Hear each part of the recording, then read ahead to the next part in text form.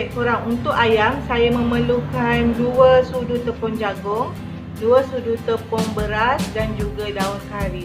Okey, sekarang kita akan buat bahan kisar pula. Sekarang daunkan barang yang kita dah kisar tadi.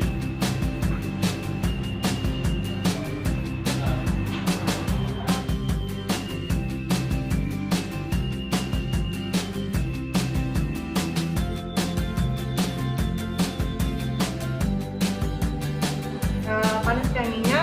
Saya nak goreng sayur. Saya nak tekan bahan semua.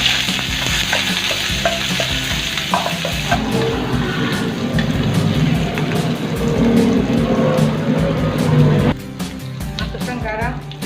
Masukkan Maggi cukup rasa. Masukkan sayur.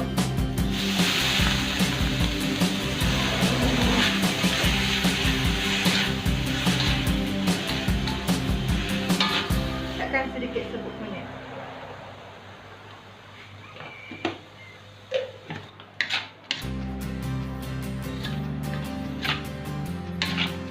Okey, korang siap sayur kita.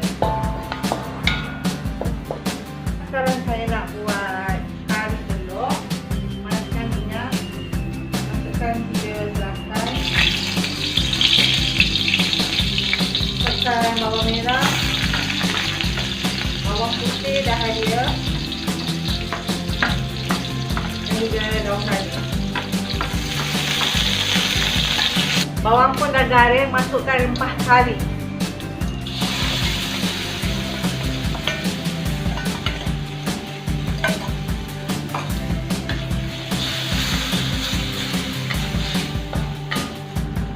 Masukkan sedikit air.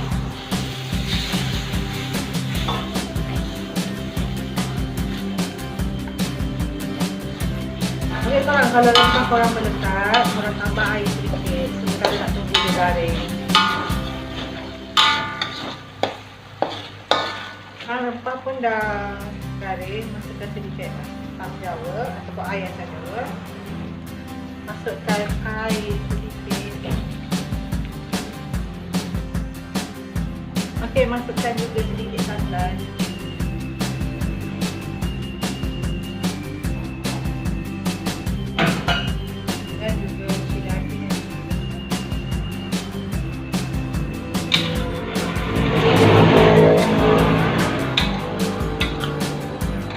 Okey, kari telur siap.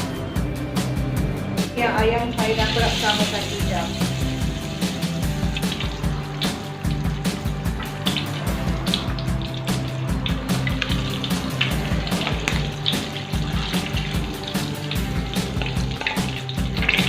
Okey korang, siap. Nasi kandar by Dapur Uda. Jangan lupa like dan subscribe saya di YouTube. Okey, bye, jumpa lagi di lain resepi.